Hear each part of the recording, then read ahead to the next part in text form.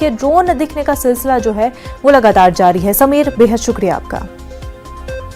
आगे बढ़ते हैं। मध्य प्रदेश के विदिशा में बड़ा हादसा पेश आया। एक बच्ची को बचाने के दौरान कुएं में कई अफराद गिर गए। अब तक 4 अफराद की लाश को निकाला जा चुका है, 13 लापता है, जबकि 16 को अस्पताल में भर्ती कराया गया है।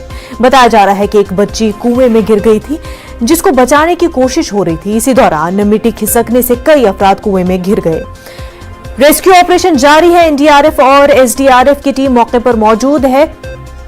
सीएम ने विदिशा में कंट्रोल रूम बनाया है। इस हादसे की आला सतही जांच के अहकाम दिए गए हैं। रियासी वजीर विश्वास सारंग ने भी मौके पर पहुंचकर हालात का जायजा लिया।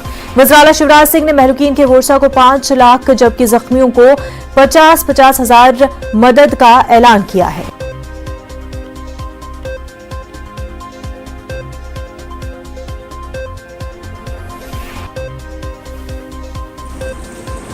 राहत और बचाव कार्य के लिए भोपाल से भी एनडीआरएफ की टीम, एसडीआरएफ की टीम रवाना हो गई। कमिश्नर आईजी रवाना हो गए। कलेक्टर एसपी घटनास्थल पर है, लगातार मेरे संपर्क में है। तत्काल ही मेरी एसडीएम से वहाँ बात हो गई थी। रायसेन से भी एसडीआरएफ की टीम और आवश्यक अमला तत्काल वहाँ भेज दिया गया है।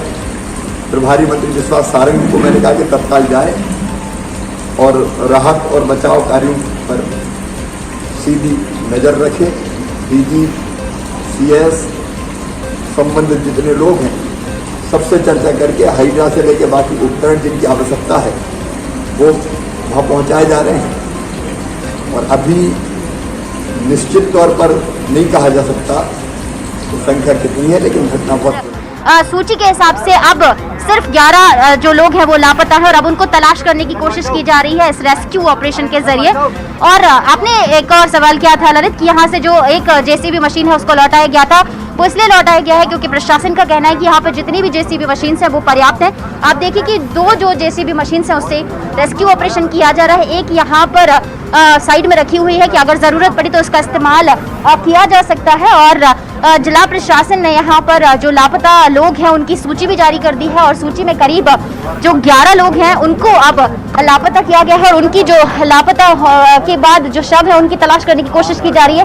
लगातार आप देखेंगे कि परिजन यहाँ पर पहुंचे हैं और उनका आक्रोश, उनका गुस्सा भी यहाँ पर देखने को मिल रहा है क्योंकि उनका कहना था कि सही समय पर जो रेस्क्यू ऑपरेशन है वो शुरू नहीं हुआ है, क्योंकि अगर सही समय पर रेस्क्यू ऑपरेशन शुरू हो जाता तो शायद इतनी बड़ी संख्या में जो लोग हैं लापता नहीं होते। लेकिन अब आप देखेंगे कि बड़ी तेजी से जो रेस्क्यू ऑपरेशन है वो शुरू हो चुका है और यहाँ पर ग्रामीण एक बात को लेकर और आक्रोशित नजर इसलिए भी आ रहे थे क्योंकि उनका ये कहना था कि करीब 10 से 12 सालों से यहाँ पर पानी की समस्या है और हर बार यहाँ पर जनप्रतिनिधि पहुँचते हैं वोट मांगने के लिए, लेकिन ग्रामीणों की जो समस्या है उसका समाधान नहीं हुआ है। और इस जो कुएं की शिकायत भी है, धसकने की शिकायत भी है, महिलाओं ने, ग्रामीणों ने अधिकारियों से की थी, लेकिन लापरवाही यहाँ पर देखने को मिली और इतना बड़ा हादसा हुआ। आप देखिए कि यहाँ पर जो टीम है उसके साथ जो स्ट्रैटेजी है, नई जो रणनीति है वो तैयार की जा रही है रेस्क्यू ऑपरेशन को लेकर। और नजर अब इस बात को लेकर है कि जो 11 लापता लोग हैं उनके शव जल्द से जल्द रेस्क्यू करके यहाँ से निकाल लिए जाएं। और जगह जगह पर आप देखेंगे कि ये बैरिकेड्स लगा दिए गए हैं, लोगों का उस तरफ के एरिया में जाना पूरी तरह से जो बंद कर दिया गया है। सिर्फ जो रेस्क्यू ऑपरेशन की जो टीम है सिर्फ वहाँ पर अभी फिलहाल यहाँ पर तैनात है और बड़ी संख्या में लोग घटनास्थल की तरफ आ रहे हैं, जिसको पुलिस अब कंट्रोल कर रही है, रोकने की कोशिश कर रही है कि यहाँ पर जो लोग हैं वो ना पहुंचे। और पूर्व जो विधायक निशंक जैन भी पहुंचे और उन्होंने भी इस बात को लेकर सरकार पर, जिला प्रशासन पर, सरपंच पर, जो स्थानीय जनप्रतिनिधि उन पर आरोप लगाए हैं कि वो लोग भी सही समय पर यहाँ नहीं पहुंचे, रेस्क्यू टीम यहाँ पर सही समय पर नहीं पहुंची, सरपंच यहाँ पर सही समय पर नहीं पहुंचे, पुलिस अधिकारी यहाँ पर सही समय पर नहीं पहुंचे। अगर जल्द पहुंचते तो शायद जो इतनी बड़ी जो घटना हुई है वो भी शायद इसको रोका जा सकता था। और लगातार जो पुलिस अधिकारी हैं, जो अधिकारी हैं वो रेस्क्यू ऑपरेशन कर रहे हैं। सर इस वक्त हमारे साथ हैं। सर, कोरोना वबा के दौरान बाहमी इमदाद और इन्हिसार का जज्बा मुस्तहकम हुआ है। मुल्क इस वबा से मुत्तहिद होकर मुकाबला कर रहा है। टीकाकारी के ऐलान के बाद हम बेहतर ताउन करें जिससे हम कोरोना को मात देने की जानिब कदम बढ़ा सके। नेटवर्क 18 इस मुहिम में हर कदम पर आपके साथ रहेगा। जब तक सभी महफूज नहीं होते तब तक कोई भी महफूज नहीं होगा। इसी सोच की बुनियाद पर हमारी मुहिम संजीवनी का मकसद ये यकीनी बनाना है कि वैक्सीन पाना सभी हिंदुस्तानियों का हक है।